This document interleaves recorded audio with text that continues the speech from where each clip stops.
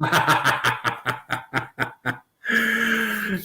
evening, everybody, and welcome to a Spiritualism Lyceum night, being broadcast from our wonderful church down here in Poole, Dorset, the Poole Christian Spiritualist Church. Turn it down, Celia. Sorry about that. That's right. I'm in my home tonight. It was going to be in the church, but we have the medium for the weekend has been delayed in turning up, so I've got to be on hand just in case they turn up during this evening. Anyway, big warm welcome to a wonderful man.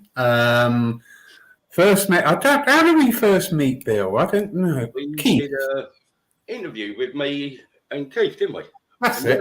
Yeah, that's it.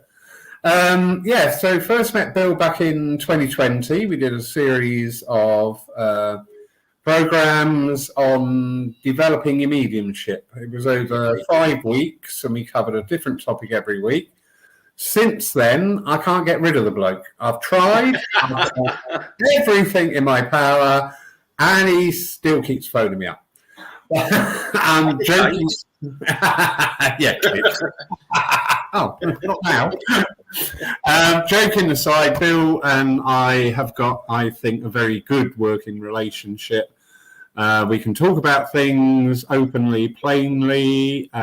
We've actually met now. Bill and the lovely Celia came to our church, and you're back here 4 weeks today. How exciting is that? Yeah, I'm looking forward to that. I know, where you are really pushing the boat out. We've got a workshop with Bill during the day, a den in the evening, and then our divine service in the morning. So we've got a weekend. We're going to be billed right up. So that's absolutely wonderful. So Mr. Bill Rich, very well-respected medium from the Essex area. I know that through your glowing commendations of people who have seen you work and churches and centres where you've worked also, and actually seeing you work here at Poole, we like Bill. We like Bill. And we like Celia as well in the background. Yeah, don't forget Celia. I'll never hear the end of it.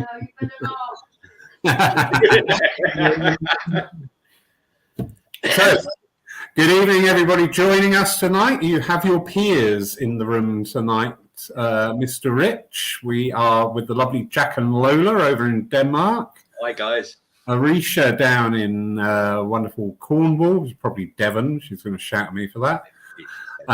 Mary Dixie, Margaret, Sue Townsend, Jamie Williamson, Phil Shaw. So welcome everybody, and all those. Irene Bunce as well. Good evening, my darling. So welcome to our evening. We've been discussing tonight for a couple of days, and it is still a little bit fluid of where we're going. We've had several ideas, and we haven't quite got there yet. But working on it. It's a job in motion. Definitely. We're going to look for the inspiration tonight and where we're going on this Lyceum night. Bill, sir. With yourself, we have come through these very torrid 2 years of churches, centres all being shut or open when they can, or shut for the duration or whatever. But this huge disruption to our spiritualism, understanding and philosophy. And we are now sort of like emerging from the wreckage. I'm surprised, but I understand there are good reasons. I'm still seeing places only now just reopening.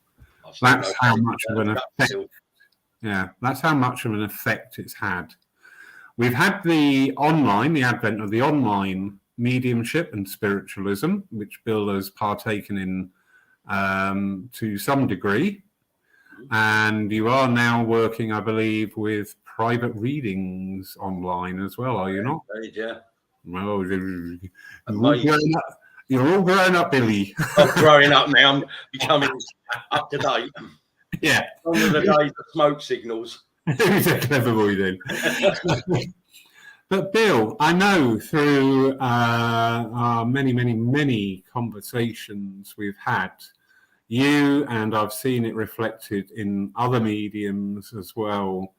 This re-emergence that we're seeing, it's not very cut and dried, is it? It's not like somebody's just flicked a switch and we're all back to normal.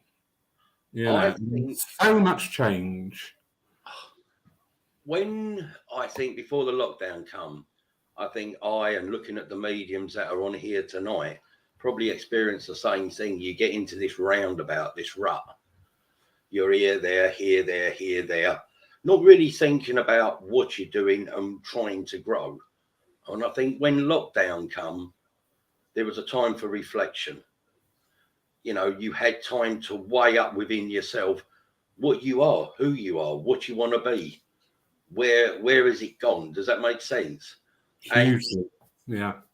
To me, sorry guys, but I'm going to say it. If you know me, you know what I'm like. I'm straight.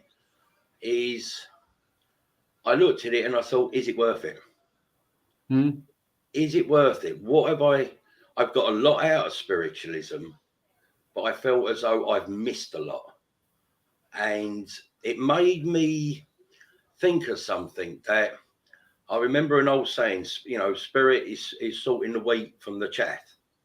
Yes. Right? I remember that saying, and I was told that 30 years ago. I actually think that come about in that lockdown. I think that was the sorting process. And it made mediums realise and look at themselves and say, who am I? Not what I do, but to remind ourselves of what can I do?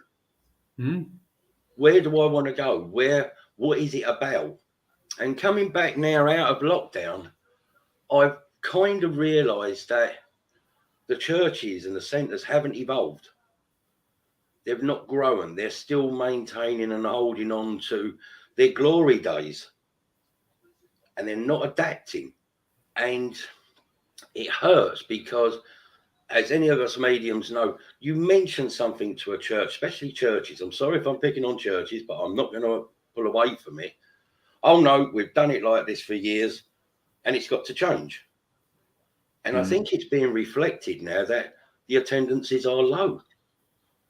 Attendances are low and the churches are not offering. And I think as mediums through this lockdown, it's what have we got to offer? And it made me realise that if spirit and spirit communication is going to survive properly, it comes back down to the teaching. Right? It really comes down to the teaching because, you know, I'm not being funny. Please don't take this egotistically. If I want a chair, I can go to IKEA and get one that's mass manufactured. But if I want a special chair, I'll go and get a joiner and have a bespoke one. And that's the difference between what I'm noticing then and now. Mass-produced mediumship for the message. No spiritualism is involved in it, really. And I think that is very, very sad. I really think that's sad because I had this conversation with someone the other day and they said, where can you see it in 10 years? And I said, centres and evenings of clairvoyance, because the churches, they're not off there. I think I said to you the other day, they don't understand what people are searching for. And you've got a generation now, youngsters that are coming through. They're not interested in the hymns, Laurie. They're not interested in philosophy so much. They're interested in who am I? What am I about? Why do I feel different? Why do I feel these things? That's where I feel the change is, and it's not being catered for. And there, at the end of the day, they are your seeds of the future. You know? Yep. Go on. No, I think this has made me realise that, you know, I've spent 28 years of working with spirit, but the last 2 years are really growing with spirit. Interesting. Yeah. I really feel that. I don't know if any of the guys out there tonight agree with that, but I look abroad and I see And I see everyone, the places are setting up abroad. People have got motivated. They're bringing the true teachings of spirit in. And here in this country where we're inundated with it, we're going backwards.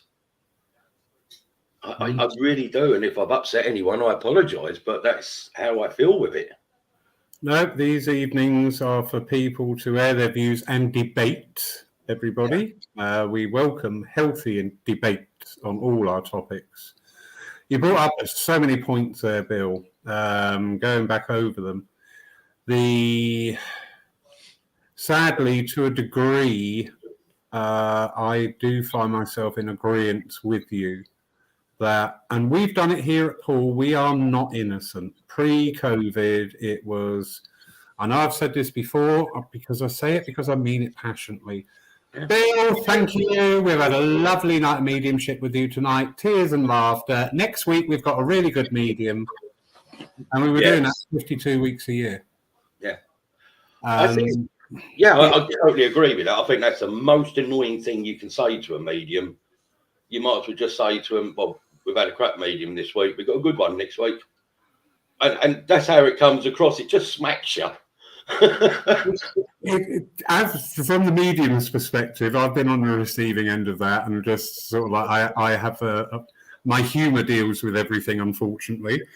Yeah. But actually, on an energetic level, we became, and as I said, Paul, we are not innocent of this either. Pre-COVID, it did all become about the message. I've served places, and only do 10 minutes of philosophy because that's all they want. This cry about bringing in the younger generation, I heard that when I was 14, and that was a few years ago, not that many. But anyway, I heard it then, and I'm hearing it now. However, from the churches and the centres perspective, I do realise, and I fully feel their pain, that when we did try to change things, it was met with an awful lot of resistance. Yeah. And I have experienced this personally, and speaking to other churches and centres online, because of the changes that we've done at Paul, I've become a little bit of a drop-off point, and people are asking me, how have you managed to do that? How have you worked that with your congregation? In that case, then I think it's time to embarrass you. No, don't do that. Yeah, I'm going to do that because I like that. Some lovely comments on there, Darren and Joanne and Phil and that.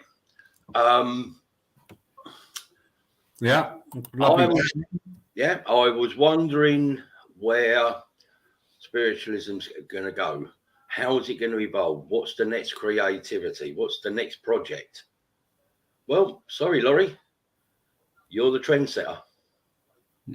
I'm one of many. I'm seeing. I think you've united spirit in a way that has brought together. And look at the list of names that's here this evening.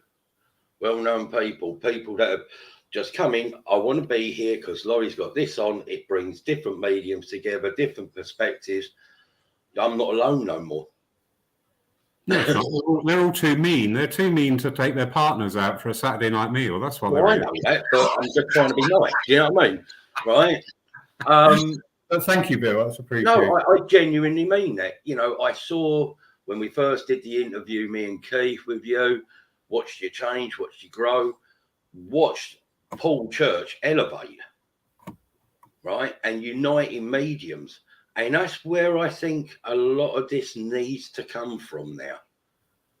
Mediums need to come together, exchange views, exchange experiences, give a feeling of you're not alone, I can help. And I hold my phone's there. If someone was to phone me up, anyone, I don't know all the answers. And if they said to me, Bill, I feel like giving up, I'm banging my head against the wall, any tips, anything, I'll listen to that person. I'm not going to be on there for hours. I'll make a cup of tea. I'll help someone. You brought that together. You brought something that people are not afraid to ask. And that's what this movement needs. There's a unity that needs to come amongst mediums, because churches won't do it, Laurie. Centres won't do it. Yeah. They're there for themselves, you know, and that's a sad state of affairs. Well, thank you for those words, Bill. I'm learning to take compliments, but I'm not doing very good at it. Darren Turner, lovely Darren Turner, who I had the pleasure of meeting last week. He is working here with us over a 6-part course on psychism, and what a great man. Darren, I'm going to embarrass you now. What a brilliant teacher. You know, he really taught people in there, and I just applaud that. We have an amazing philosophy, religion, understanding, way of life, whatever your terminology. We get too hung up on words sometimes. But we need the teachers to match. And where we are seeing now, and through the advent of being online and being able to communicate, we've got lovely Jack in the room tonight with his lovely partner Lola. You know, Darren, Reverend Ashley Oliver has just come into the room. Phil Shaw, you know, these people are teachers. They've got, I had frightened myself today. I was thinking, how long have I been in spiritualism? And I thought, oh, good God, it's like 30 years. And I was shocked. But it was a good grounding for me to say, well, do you know what, Lauren? You do know some things. Yeah. Not, but I do know. But, you know, this is part of it. The message to me has always been like the icing on the cake. It's the thing there that pretties it up. I know evidential mediumship will do a lot of healing, will bring around reconciliation and everything. I'm not demeaning it.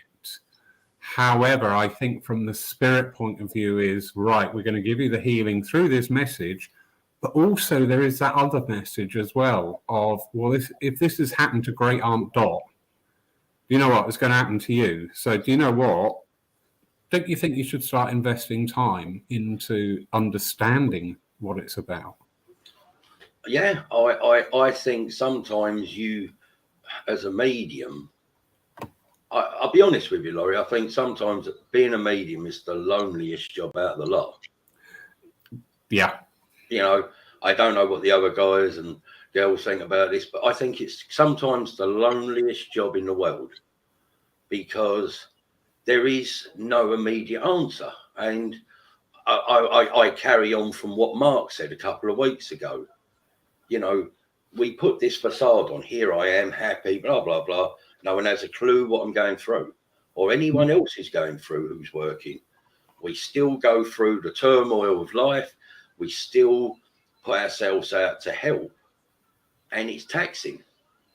You know, there are two, I say there's a word that is never used very much to describe being a medium, and it's called burnout. Yeah. You know, mentally, physically, spiritually. But somehow we dig very deep to overcome. And all these guys here, and they are named people, yeah? Right? Hi, guys. I respect every single one of you. And I respect exactly the same medium I've never heard of if they get up and do the job properly. Yeah. It's not the message, it's the evidence within that message. The evidence of survival, which is what we strived for. And unfortunately, as I said, I go back to the mass producing, we're creating now something that we're creating a monster. In certain ways, that the training, the education, and like you said, the lovely words with Darren, that's what we need, the teachers to teach people and say, yeah, rather than go to psychic line, go to spiritual line, put the time in to learn it. Yeah. Because it's a lifetime's lesson. You know that. Very much. I'll just bring in a few of the comments coming in, because they're coming in thick and fast tonight. Thank you, everybody. The one highlighted at the moment, as I say, from Darren Turner. I think part of the problem is that people are frightened to change. We have to change as we evolve spiritually in churches and as mediums. Totally agree. I totally agree. I think change is the hardest thing for all of us to accept.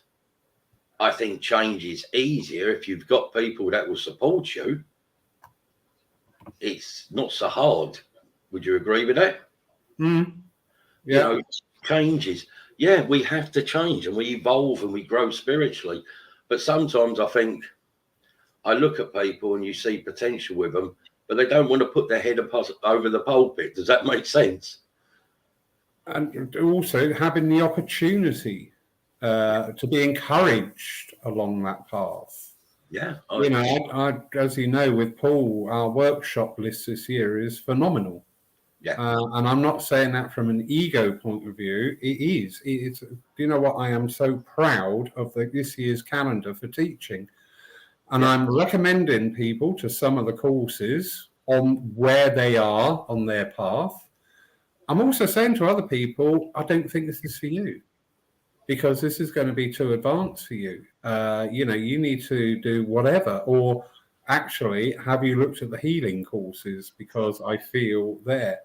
And it's engaging with people. But again, going back to the comments here, Phil Shaw from London, too much DFS DFS. I've got it now. Too much DFS, lackluster mediumship since start of the pandemic, and learn mediumship in a weak mentality. Your words ring true, Bill. That is. I'm going to say something, and I'd love the feedback for the people on this. I think I said it to you earlier on, Laurie. Yeah. Uh-oh. A lot of us, when we work, right. Yeah, some go professional. You take a fee from a church centre, your own hall events, whatever. So you're semi-professional, right? Whether you do it full time, that's down to you, right? But you still got to have insurances, public liability, indemnities. You've got to have all of these things that you have to put into place for yourself. Okay, I get that. So when you look at it now and you look that you are covered, you've now got, like Phil saying, this rush of people coming into it thinking they're going to earn fantastic money at it. Mm. And they're looking at saying, yes, I'm going to make this my job, right? And you've got these, as Phil said, lackluster, weak, psychic, whichever words you want to use. And I'm not in it for a row tonight. I'm just being straight. They don't offer the goods. They're ill-trained. They can't do the job properly. But there's no one regulating them, Laurie. Yeah. There's no regulating powers on this. It's like I could apply for a job as a brain surgeon, right? What you know, what's your qualifications? Qualifications? Have I got to have any? Well, yeah. Well, why do you want to do it? I fancy doing it. That's the kind of medium that's being created now, and I think it's dangerous because they don't take into account A, you can be sued, right? B, you can cause irreparable damage that you can never put right. That is the nub. That is it. The responsibility of what you're doing, you are playing with people's lives, emotions, and then to stand there and predict, right? You're building up, you could be building up false hopes for that person. Yeah. And destroy a life. And I think this is where spiritualism has to change. Yeah. You know, it has to change. I mean, guys, you're listening to this, you tell me what you think. I think because there's going to be one day, there's going to be a serious case come up in it and we will be looked at. It is inevitable. It will happen. Yeah. While we're waiting for a few comments to come in on that theme, just backtracking here. Joanna Lewis, the lockdown gave me the opportunity to look within and do a lot of self-healing. Meet and work with my guides, be creative, do a lot of writing, have time to love myself more. I saw a lot of people helping each other and God's big teaching of discipline. So many positives came from the situation. I fully agree, Joanna. There were many positives. And the one thing that stands out with that is work with my guides. Yeah. Work with my guides. We are so connected to our guides. They influence, guide us, inspire us, help us to open doors, escort us across pathways, yeah? There was no excuse that we haven't got time to sit down. I don't get time to meditate. I don't get time to sit with my guides. We had that time. And I think that gave, in my case, it gave me that time to make a stronger connection to spirit. I'll be honest with you, Laurie, I think when I come back to mediumship from the lockdown, I think my mediumship was stronger. Yeah. Yeah. I can honestly say I personally think it was stronger because it gave me the time to reflect on not what spirit wanted me to do, but what I wanted to do as well. Yeah. I wanted it to be stronger, and that's really important. And when that lovely comment there about the guides, I think, yeah, we had time to sit with spirit. You know, Very true.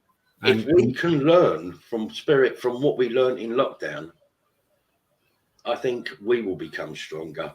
But you touch an interesting point.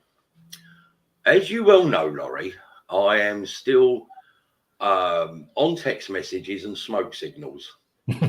Right, I am not the most compliant with computers, as everyone will laugh, right? And you have been badgering me for ages. Do Zoom, do this. I still can't do Zoom, but there you go. But I started to do some readings and worked out you can do them on WhatsApp, Facebook, whatever. Yeah. My God, what a difference it made. Yeah. Did it slap me in the face big time? Yeah. Because I'm an old dinosaur, and I will admit, friends, I was guilty of holding myself back to adapt and a change. Right? And there I was, New Guinea. I was done one the other night in somewhere in New Guinea. I might as well been standing there in the house. It was no different from having that person sitting. And I thought that has proved to me how much spirit's evolved as well. Yeah. Here we are. We don't need the person in front of us. We can do the same job across the other side of the world. And that showed me that spiritualism can grow and will get stronger in that department. Yes, definitely. It's Pandora's box. It's open. It's not going to be shut. Yeah. I can't ever see the lid coming down on this. Right. I think people now know, and spirit know, we can get that person to work in Australia and they've got to move no further than their front room. Yeah. And still do the job. There's nothing ever going to replicate, in my opinion, of being in front of people.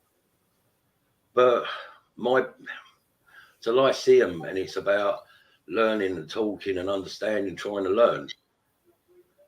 I can see a lot of places closing, Laurie. I think people are pulling away from it. Sadly. It is sad. It is sad. And I know a lot of places are struggling.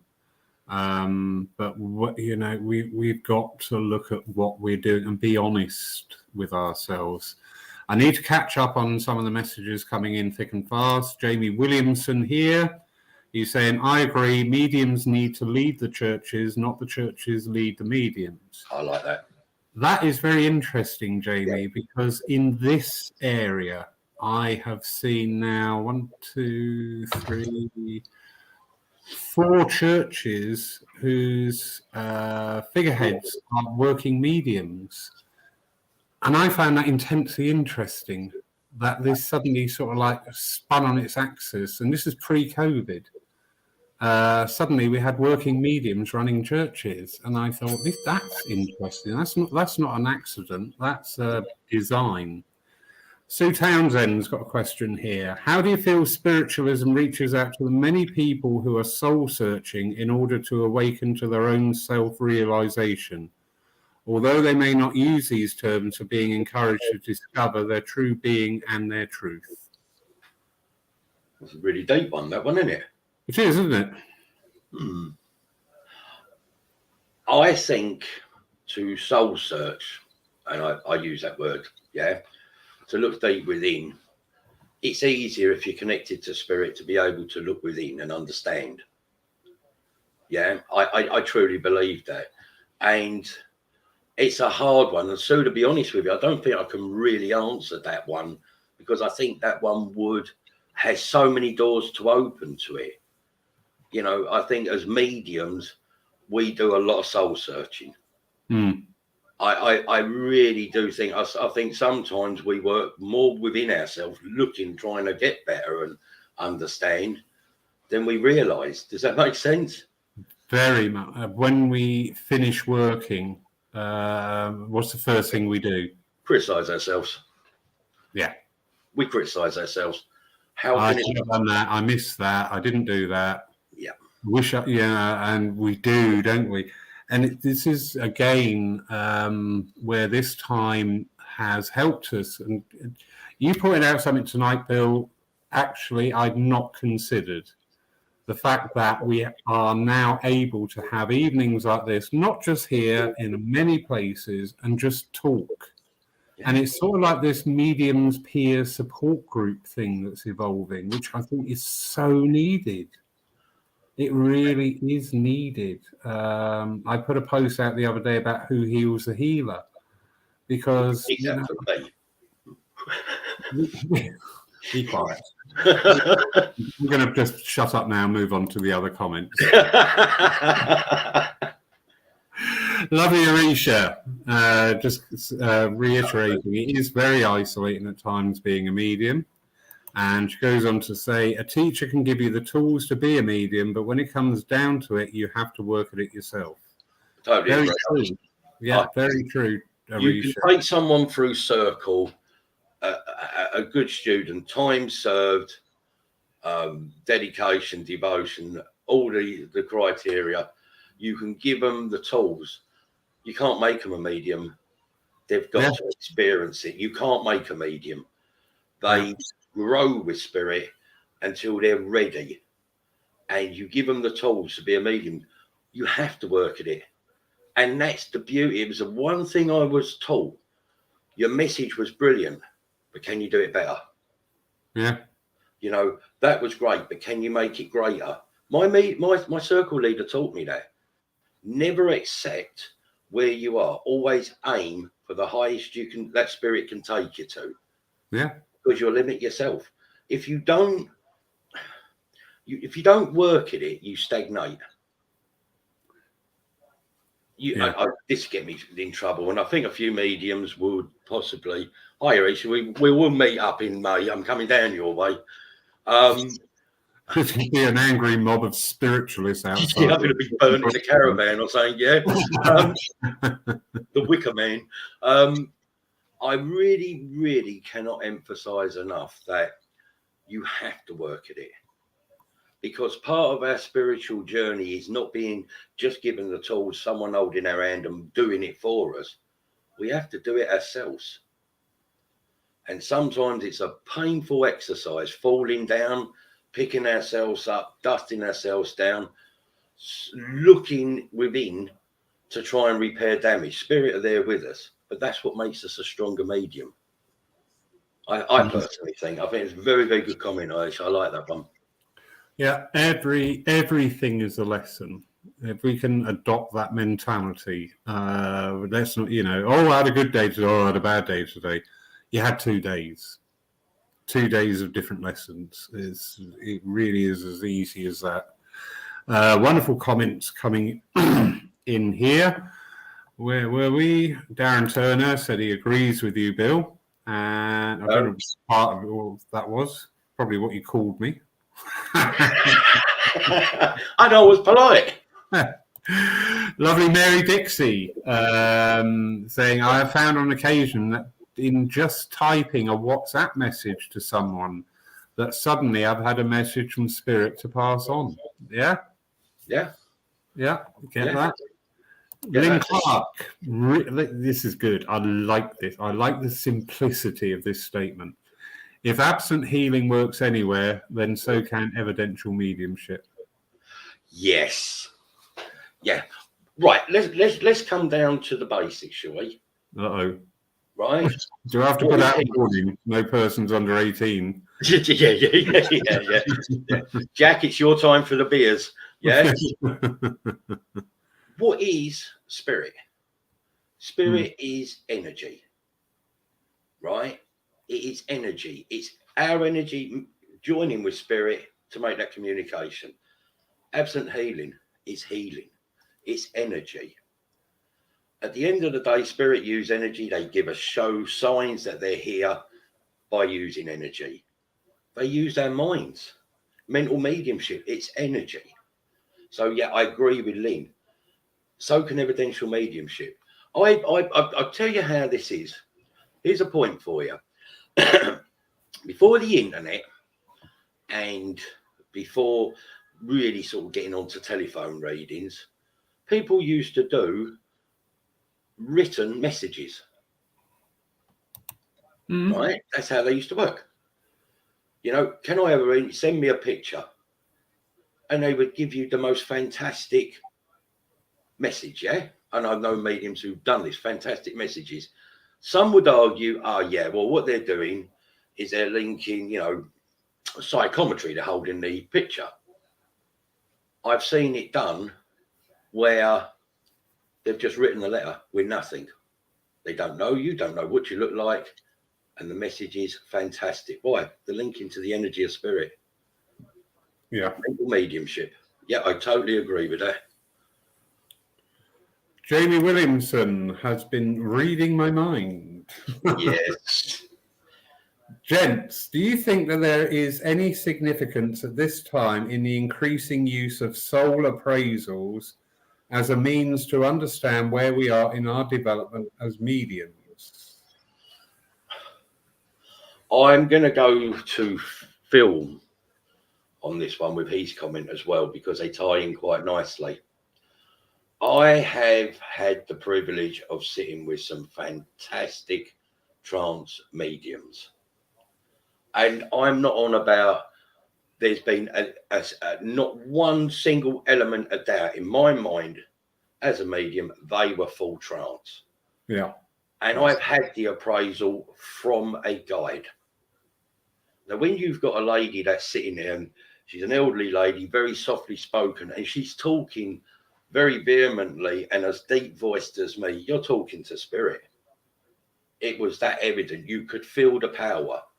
And I, like Phil said, in trance, yes, you can get a proper appraisal, help, guidance to where you are in your mediumship pathway, yeah?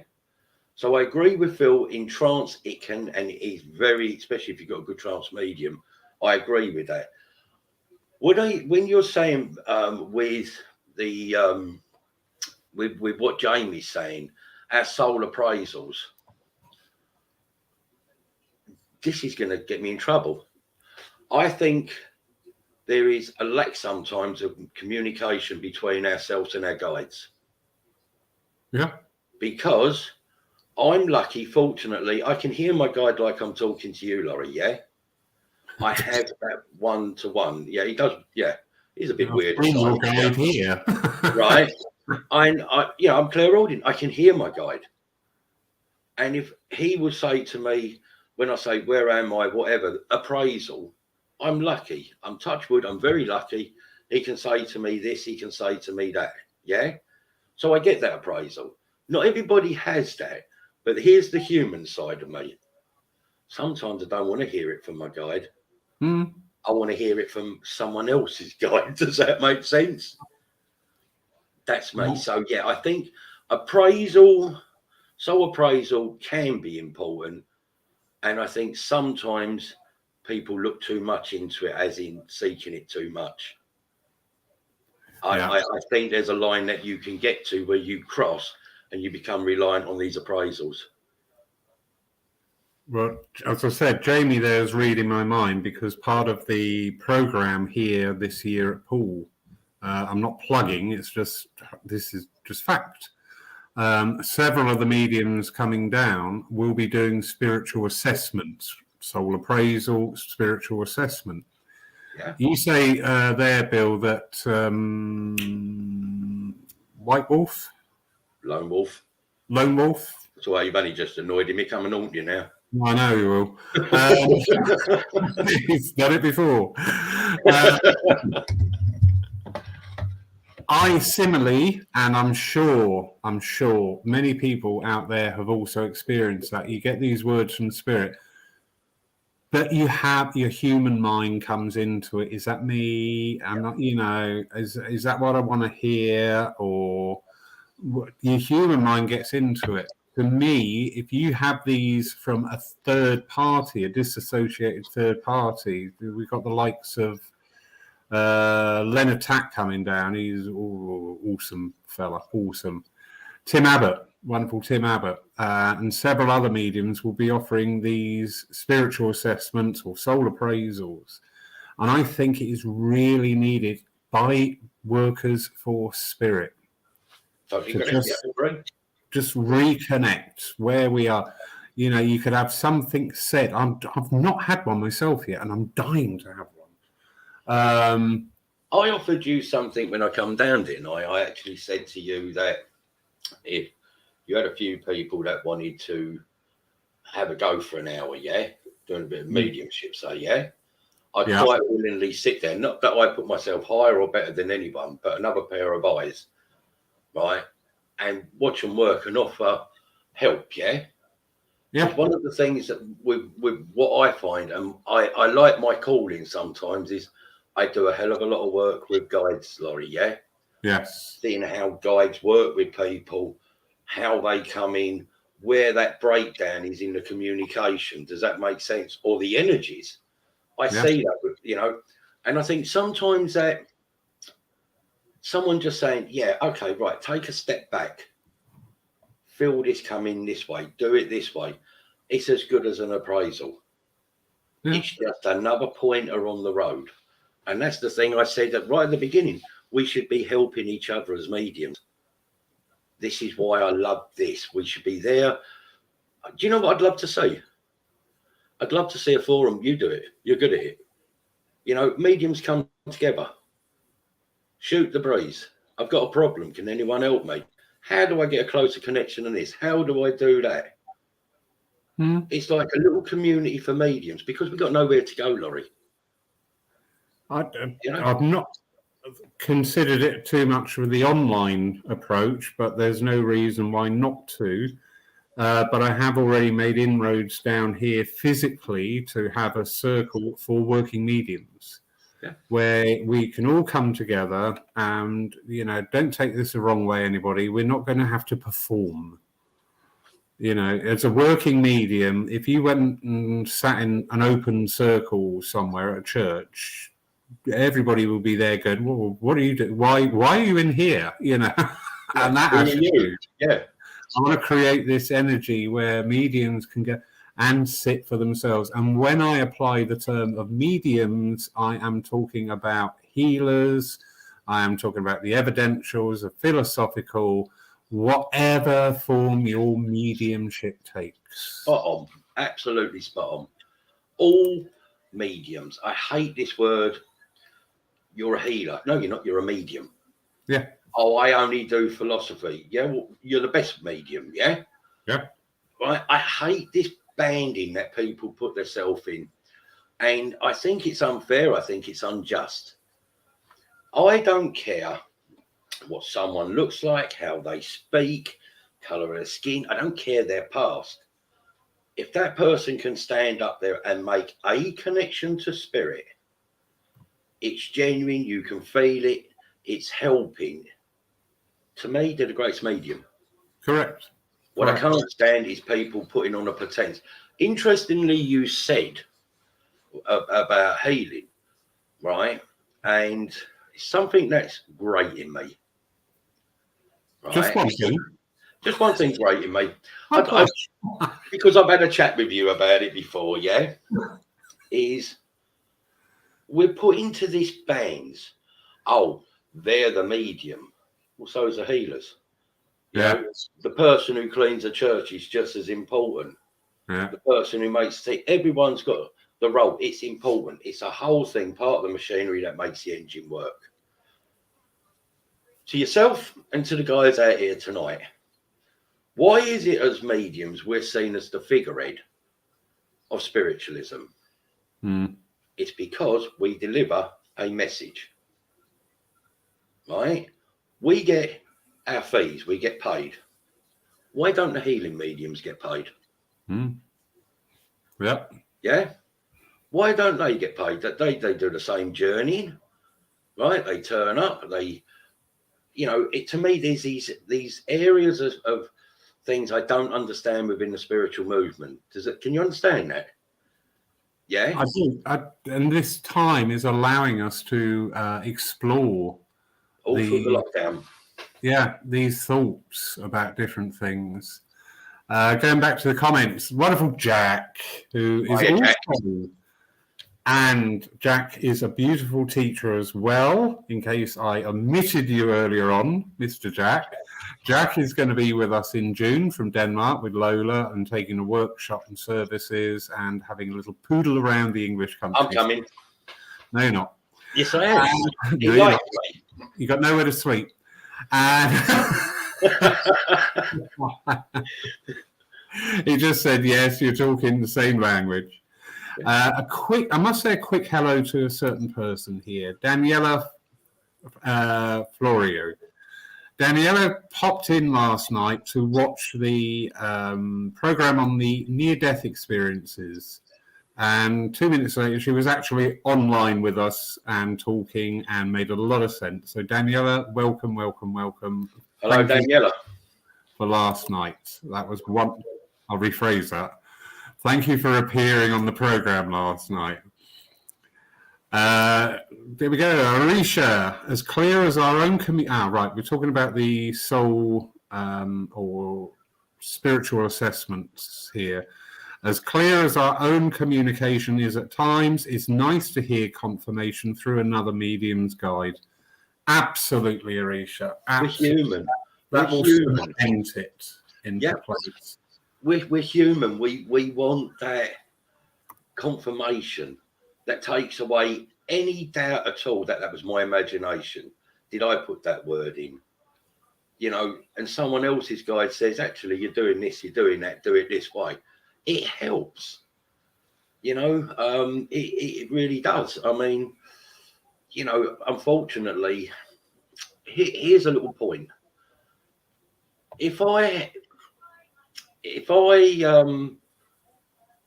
run into problems, I'll be hit rock bottom. I mean, yourself, I've had health issues and that, yeah, still have. And I get tired, I get exhausted, and I feel like giving up, walking away. Say I got like that. Where can I turn to, Laurie? Where can I turn to? I can't.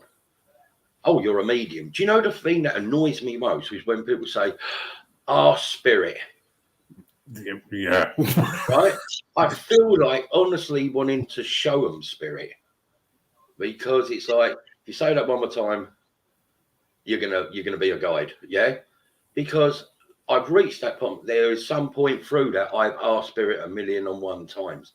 Yeah. Like Aisha's just said, that's when I can't see a direction. I've lost myself, faith, belief, whatever. And that's where I need that confirmation from someone else's guide. Yeah. Yeah. I think there are guys on here, people on here tonight I would trust because I know they do the job. But someone brings up, I think it was Phil. Hi Phil. Laurie, it's natural teacher, yellow. It's to do about looking for a circle. One of the things that goes against us as being a medium, is that if you turn around and say to someone, can I join your circle? Just sit in your circle for a couple of days. What? You don't need to sit in my circle. You're Bill Rich, you're Laurie Saville, you're Phil Shaw. Yeah. No, I'm a human being. Look beyond this.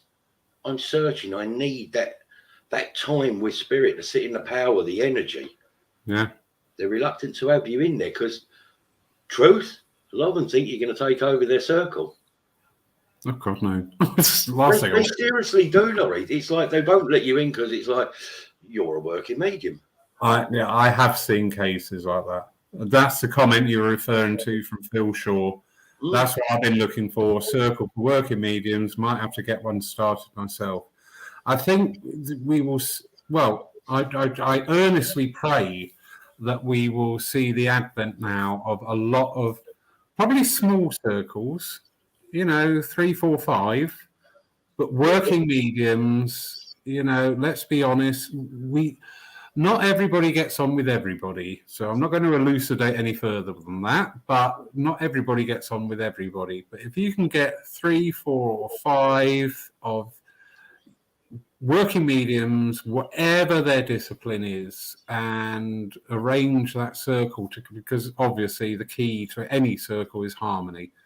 So it's got to be free of ego. It's got to be free of fear. It's got to be free of all those things. So it would be, to get a larger circle, sadly, you may struggle because these elements will come in. Unconsciously or consciously, it matters not, they would be there.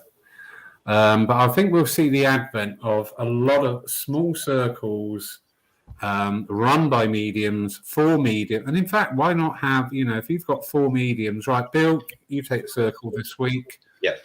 Phil, next week you're taking the circle. Week after, Arisha, you're taking the circle. Week after, I'll take the circle. I mean, how awesome could that be? For us? I was privileged to sit in a circle.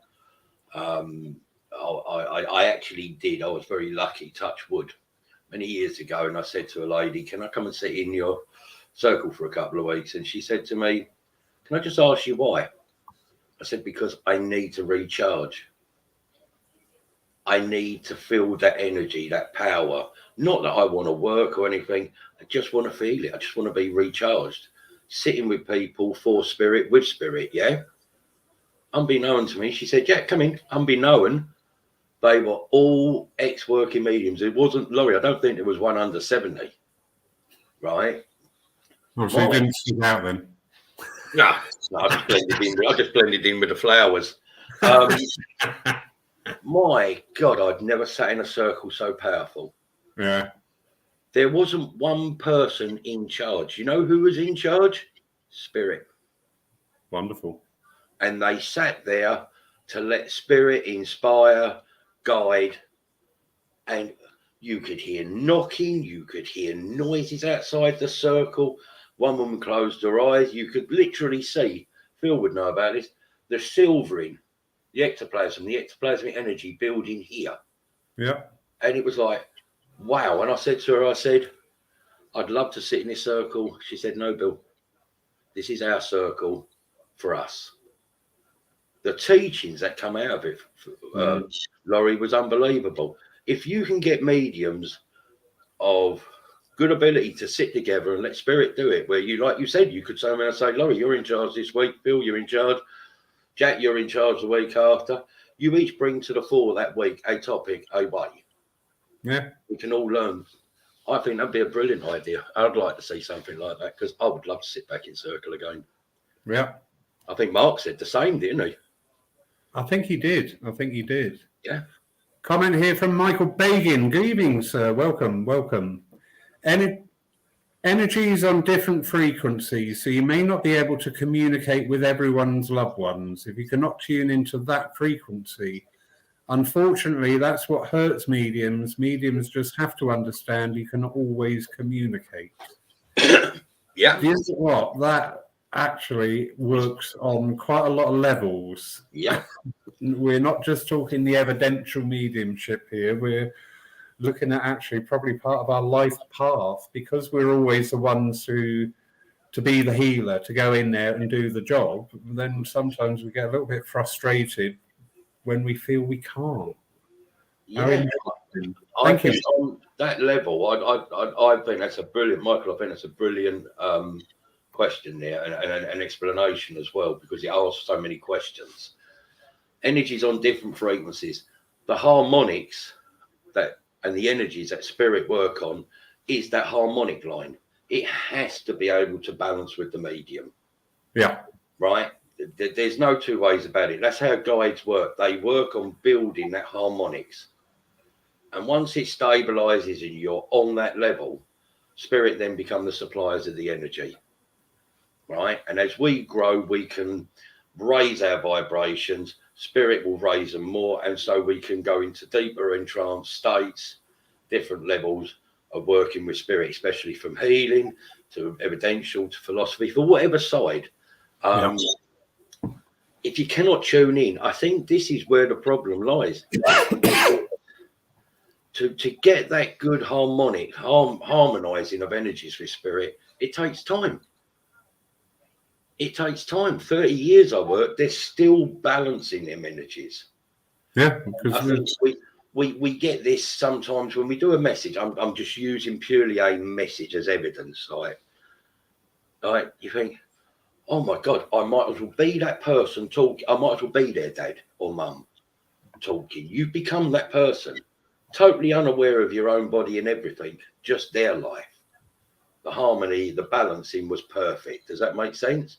Yeah. Healers are the greatest exponents of it, right? The healing mediums, because spirit are harmonizing to adjust with the medium and to adjust to the person the healing's going to. So there is always this harmonizing and balancing of energies. Unfortunately, I think sometimes when you say that's what hurts mediums, mediums have to understand you can't always communicate. I agree, but a lot of them get carried away with themselves, thinking that they can just call upon all these energies willy-nilly. It takes time to build up with it. And I think some of the guys out here might, and yourself, Michael, might recognize that spirit's energy, if it's unbalanced, is very, very uncomfortable. Hugely. Right? It is terrible. It can lead to terrible headaches. It can lead to terrible pressure at the head, the ears. It can make you sick. Yeah. Right? And if you're like that, you're no good to anybody. But what can happen is you can turn around and say to spirit, that was too strong. Tone it down until they find you're comfortable with it. Or actually, I couldn't feel that. Can you make it stronger? So harmonizing of energies is, and that comes from the guides. It comes from the basics of working with the guides, because once you get used to it with the guides, they will control the energy of how someone else comes in a message. They will control how the energy comes in whatever you do with spirit, in any form of mediumship. Sorry, I like that question. Yeah, no, it's lovely. Picking up on the healing reference here from the wonderful Jack. So true. Spiritual healing is the purest aspect of mediumship, and it is sad to hear when people say, I'm just a healer. Yeah. Totally agree. Totally agree, Jack. Chloe, I think I've said it to you I said it to you before a million times. If someone said to me, pick the strongest mediums to me are the healers. Yep. I think they're the strongest mediums. It is unconditional, a use of body to be used for the benefit of someone else to receive beneficial, right? And they can work from phenomenal levels. Something else about with the healers. The healers, you think they train. They have to pass certifications. They have to pass a panel to say, you are able to do this job. Evidential mediums don't.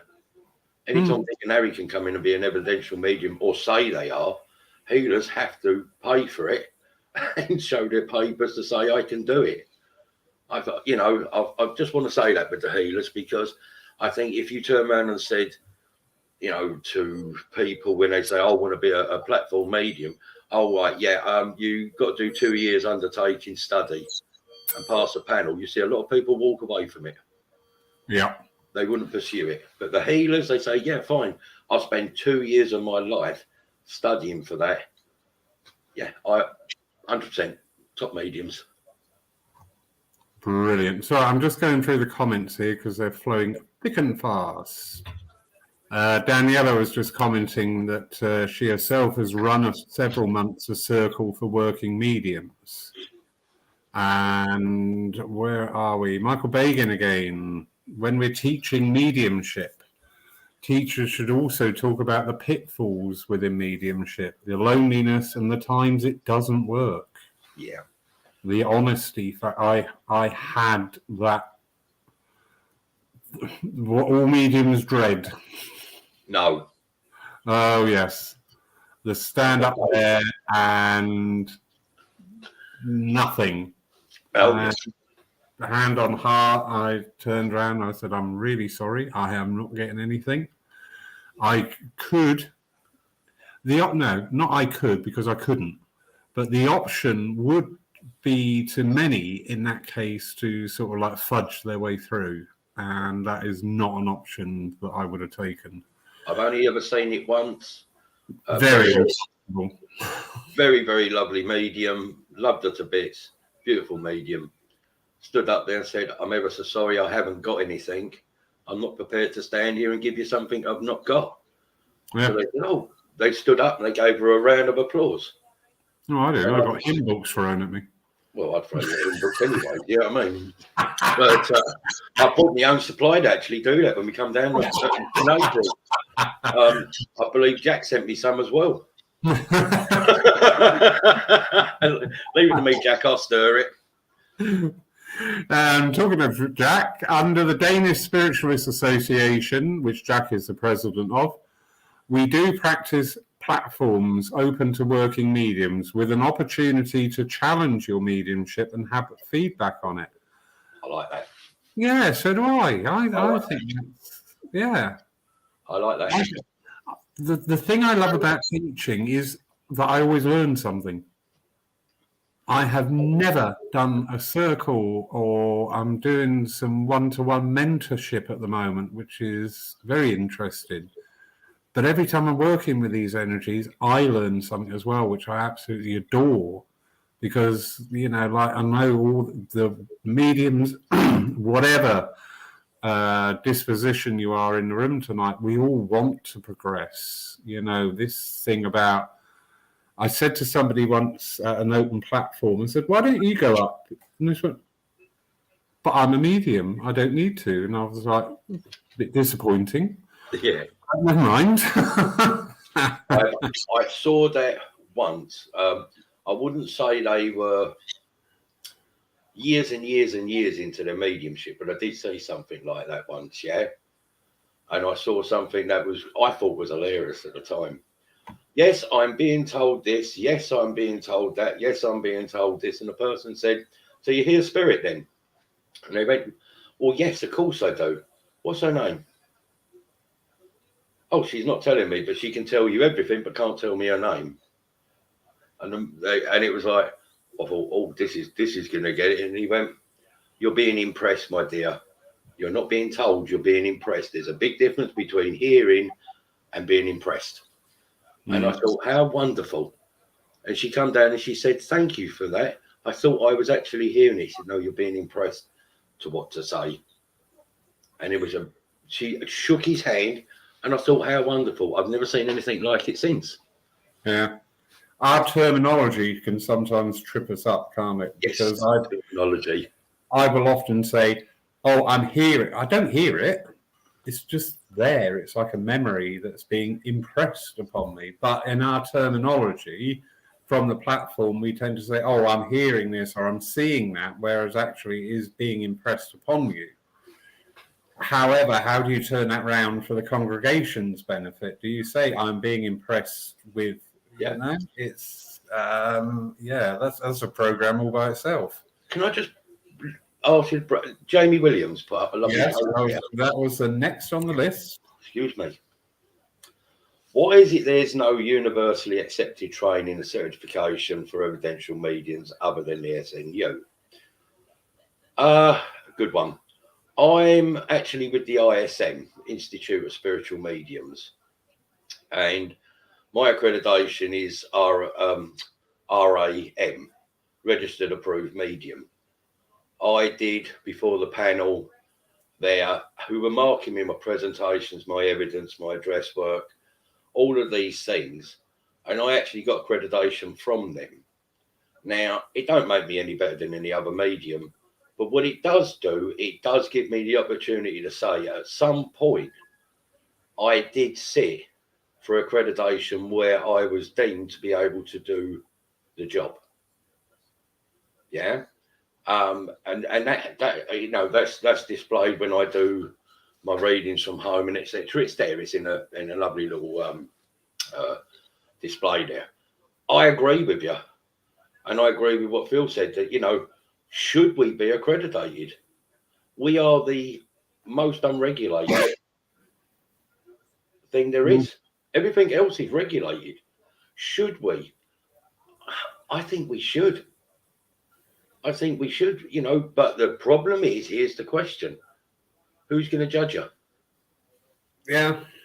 This is where it falls down. Who's going to judge you? Because the first thing people will say is, who the hell are you to judge me? I've been working 50 years. You've only been working 5. We fall into this category. I think we open a door there, a serious door there. Yeah, I believe that we should be accredited with certification to say this is what we do. You know, I fully agree that there should be the options there for accreditation. It shows if somebody has that accredited. I'll give you an example, coming away from evidential mediumship, but going into something far, far more dangerous. Recently, there was an advertisement. I've got to be careful how I say this. So, there was an advertisement advertising as part of the day hypnotherapy sessions. Somebody asked me, would this be a good idea for where I am at the moment? So with a little bit of searching against all the names that have been, there was not one accreditation anywhere regarding hypnosis. You know, we had the lovely Fiona and Paul Parry Dodd down here. They are fully accredited hypnotherapists, everything. They've got all their certification, as do many, many others. And, you know, being human and Lawrence and a bit crude here, if I had spent all that time and money to get that accreditation, I would have it tattooed on my backside. It would be everywhere. You know, and you're seeing people advertising these services, and we need to do just a little bit of digging. And especially because the person who asked me is in a very delicate state.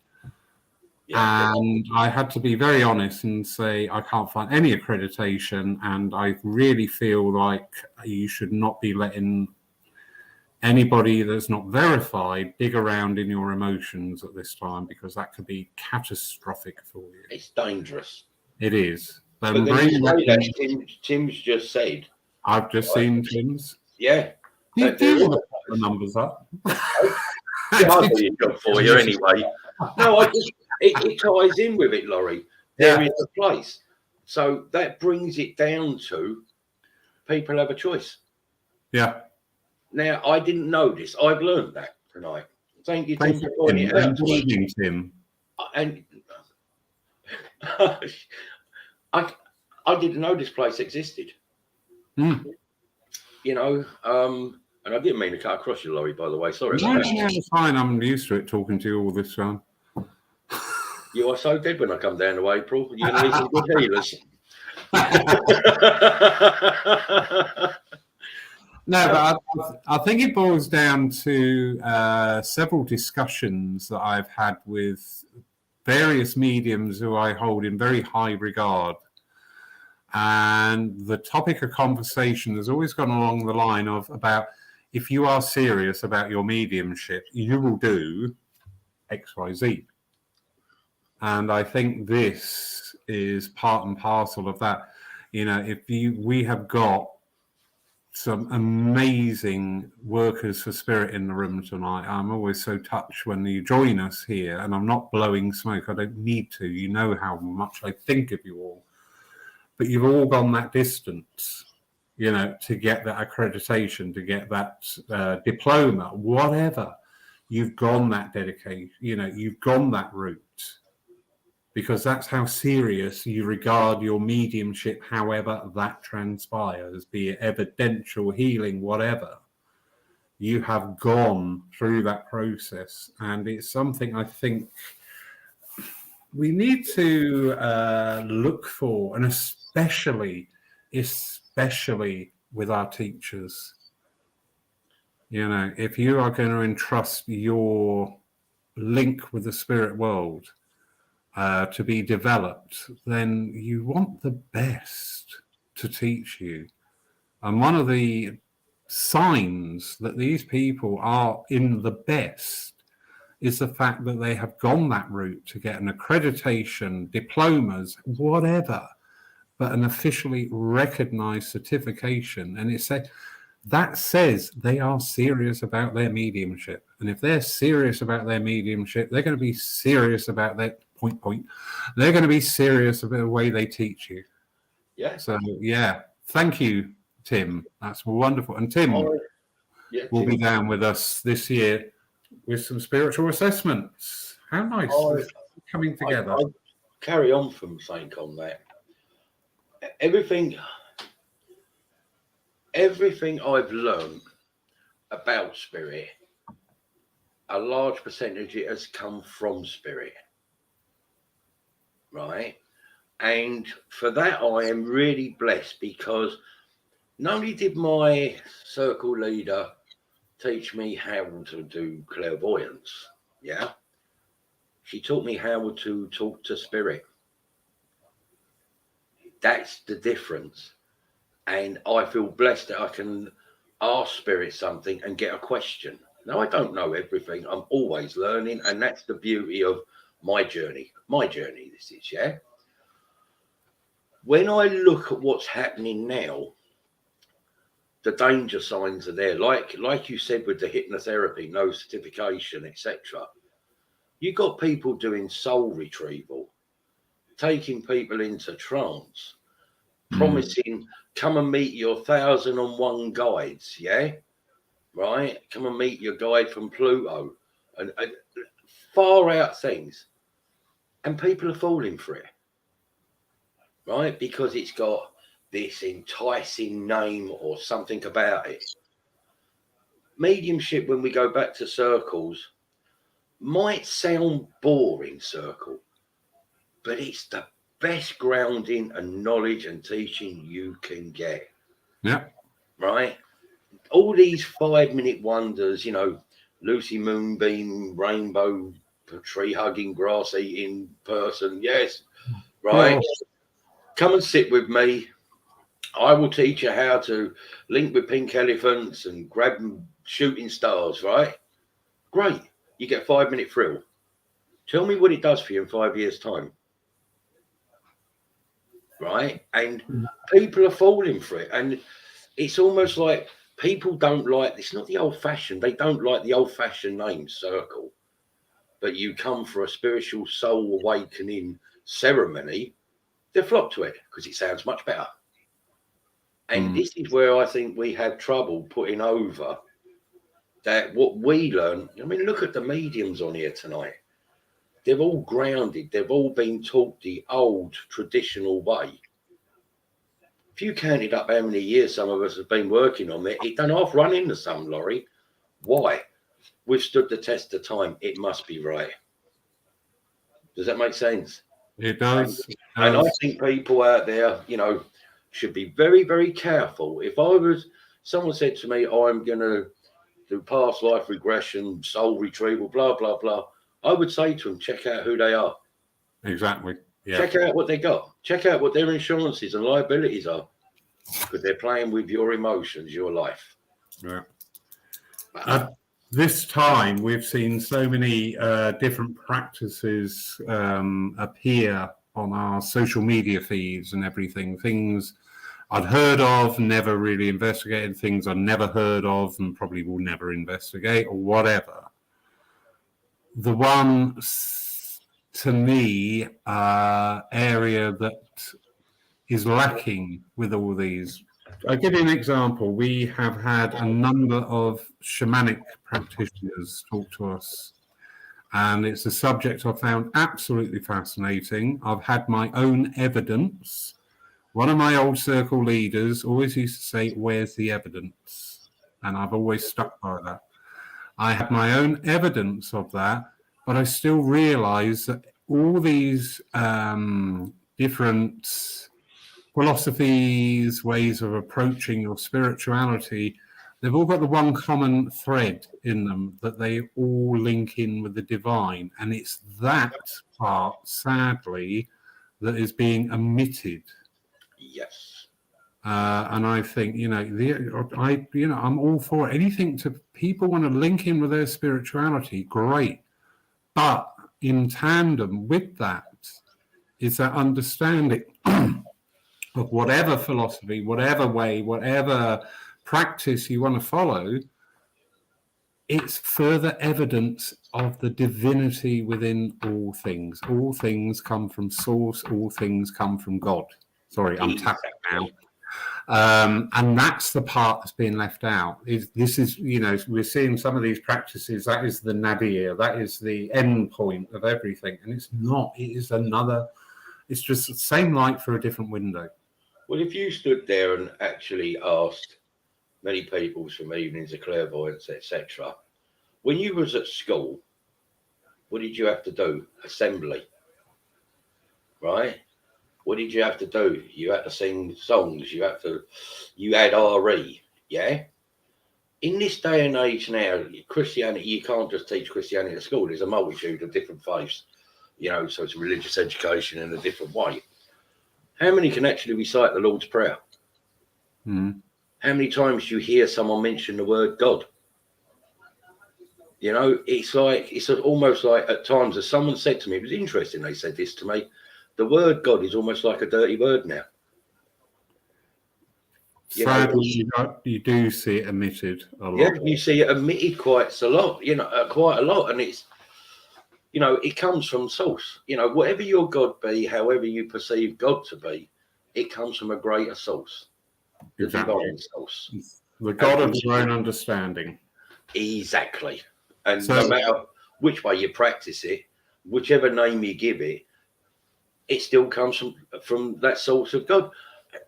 Laurie, there is nothing new in spiritualism, right? There is nothing new in spiritualism. There's no new books. There's no new things. The only thing that can change is the teachings of spirit. And look at our teachers from the past. Great teachings. Why? Because it comes from spirit for spirit, right? Yeah, but I must say there are some absolutely, how do I put this? There are a number of people in our movement who have great potential. Yes. To be the teachers of today. They really do. Some absolutely wonderful people. Go over to the comments for a short while here. Jack Eckhart is just saying about Martin Coldcloth. This is regarding getting accreditation training. Spiritual Fellowship and the Fox Pioneer Centre. So there are these bodies out there.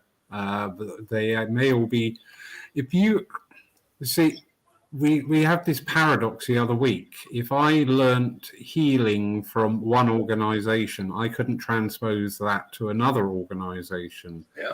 However, in our mediumship, Darren Turner, who's in the room tonight, he has set up his own training academy, which is fully accredited, which is, hats off to the chap. Absolutely beautiful. Once you have that accredited diploma, that is then a generic diploma that you can produce wherever and whenever you serve. We have a comment here from a lovely Tim. I love Tim's comment. I do. I really like them. You speak about teachers who say the weird and wacky, but we also have to remember that there has to be a responsibility by the student. You wouldn't just give anybody the right to look after your child in the same way.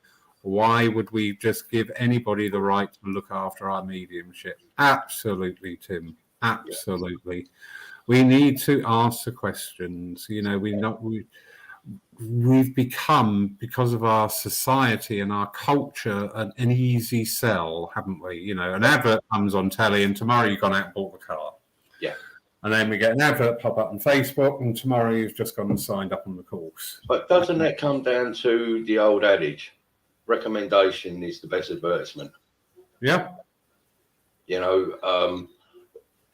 are people I would recommend to go and sit with. There are people I know that can do that. I know some fantastic healing mediums who teach. I would recommend anyone doing it. I have that ability to say, go to that person. To the person who's looking for something, I would say to them, go and find out who the person is you're going to see. Yeah. And exercise your will and free will. And if you don't feel comfortable, get out of it. Yeah. You know, yeah, word of mouth. Darren Turner, you learn the foundations of mediumship, which takes time and dedication. Indeed, Darren. Indeed, indeed. I think it takes 3 Ds: dedication, discipline, and devotion. And you're going to be reminding yourself of that all through the rest of your life. Indeed. I did say earlier on, I really loved Tim's comments. Can I change that? Is it too late with some editing? I can take that part out. Anyway, I'm joking, Tim. Laurie, you speak of evidence. What for you is the definition of evidence? To me, Tim, the definition of evidence is when I have been on the receiving end of either healing or listening to trance philosophy or evidential messages, that it's alive. Yeah, go along with that. It's alive and it's part of me. When I feel it, to me, that is the evidential side. You know, you get those golden moments in our path as an evidential medium. I was working just recently with somebody, and somebody turned around and said, I can feel them. And I thought, brilliant, you know, because that is the evidence. We can present the facts, we can present the figures, almost like a shopping list, you know, 6'2", eyes are blue, broad-shouldered, narrow waist. You can present all that, but when you bring through that essence of the and that can be achieved in one word, just one word. I was in my early days struggling and, you know, being very self-critical. I was really working hard with somebody, and I went, give me something they will understand. And I went, pineapple. And that was it. That link was made. You know, we link with spirit, in my estimation, my lowly estimation, we link with spirit. But I think our job as an evidential medium or a healing medium is to link the recipient with that spirit and feel what we feel. Because when we say, you know, oh, they're saying they love you, they're not saying to me, tell them I love her. You just get woof. You get a tipper truck of love suddenly dump on you. And that's what you... So to me, Tim, is when I feel the spirit. That to me is the evidence. And that's given through the mediumship of others. I'm laughing, right? Not at you, Laurie, trust me. I'm laughing because I think that is such a good question. Cheers, Tim. I really like that question. I love it coming on because his questions are brilliant. When you did the right questions, what constitutes evidence? I've seen evidence through trance that is indisputable, right? Nothing will change that. I've seen it and heard it through mediums, philosophy, when they've been in trance. I've seen that. I have felt spirit's presence through healing, through all this, and it is undeniable. You can feel spirit's energy. Yeah. But the same I believe in that when spirit talk through the medium properly, I don't mean by building a voice box or anything like that. I mean in the evidence, yeah. You will get information. And I have, this is only me, I have a saying now that they can't give me their history. They can't give me a fax. They can't send me a text. But they can give me their memories. And when you get that melding and gelling of two energies, spirits and yours, you become that person. And the evidence that comes out is unbelievable. And I found it tends to start with the description. I have this person, height, build, facial features, etc., the conditions that they had physically, how they passed, where they passed. You would think that might constitute evidence, yeah? And then they say something like, you was three of you sitting by my bed. I was holding your hand, you was holding mine. I couldn't speak. And you sit there and think, where are you getting this from? Does that make sense? you know, and there is evidence. But I say there's two ways of hearing evidence: hear with your ears and hear in the heart. Yeah. And when spirit talks, it has a resignation that touches from the inside. To me, evidence. I give you I'm going to say this. Sorry, I'm going to say it. Right. We run a danger. We've always had this from 30, 40 years ago about psychics, yeah? And evidential spiritual. Psychics have always been around. They always will be around. And they're very good. Yeah. They can say to you, yes, you got up this morning, you put on your brown shoes. Right? And you walked out and you tripped over the front step. You got a graze on your elbow. And you say, how the hell do you know that? Your car didn't start. You done this. You spent 50 quid down at Asda's. Wow, brilliant. Yeah, your nan's telling me. Right?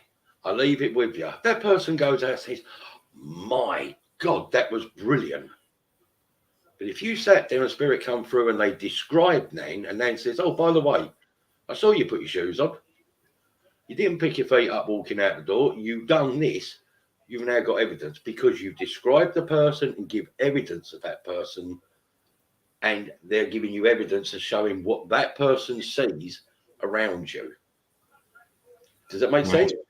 Yeah. There is evidence and there is evidence. There's circumstantial evidence that people believe is top notch. And there is evidence and proof for survival is like the personality, their passing conditions, their life, them, the person, their self. There's a saying that I have, and it says, let us speak. And that's what I try and teach my students. Let spirit speak, because that's how the evidence comes. Yeah. Get out the way of the message. Don't put your mind into it. Let it happen. It will flow through you, in through here and out through there. And that's where the evidence comes. Where it goes wrong is the person gets in the way and tries to add on, ad lib. Yeah. You're showing a fish and you say cod. Yeah. You're not. You were showing a fish. Yeah. Just say fish. Don't make it into a bream or a cod or an octopus. It's fish. It's That's fish, all yeah. you need to do. Yeah. Thank you, Mr. Abbott. Where are we?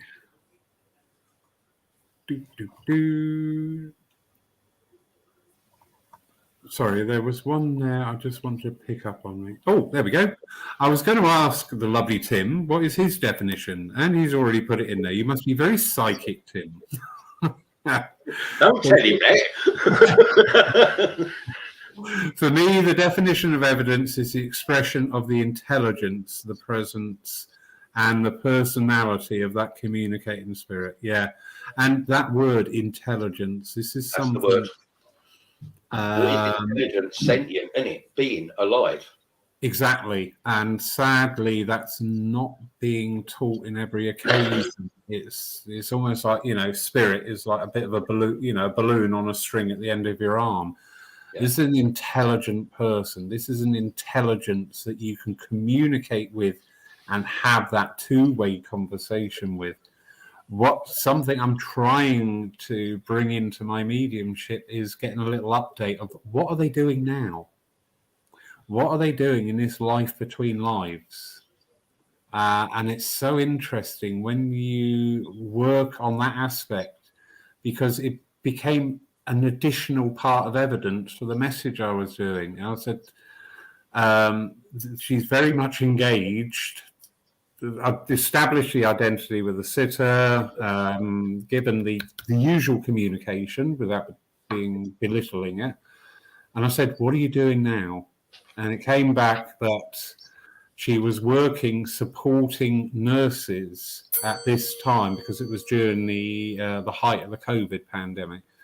And she's working, supporting nurses from, as she put it, behind the scenes. And this chap turned around and went, my God, he said, yes. He said, don't ask me how I know, but yes, I know she's doing that. Yeah.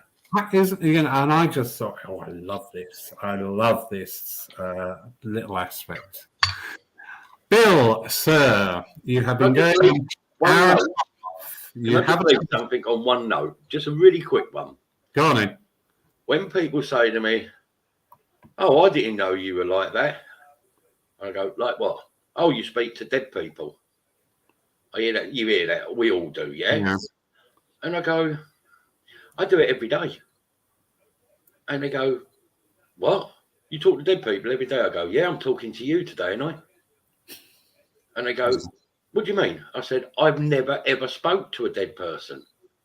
I've spoke to a person who's evolved to a higher understanding, a higher way of life, but they're not dead. They're more alive than we are." Yeah. Right? And I agree with Tim.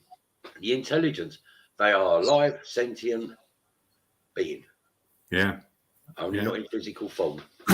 And they actually want the best for us. Because they haven't got any ego, any drums to beat, or anything like that. Bill, what a wonderful evening. Thank you so much. And thank you, Celia, in the background. I know she's there.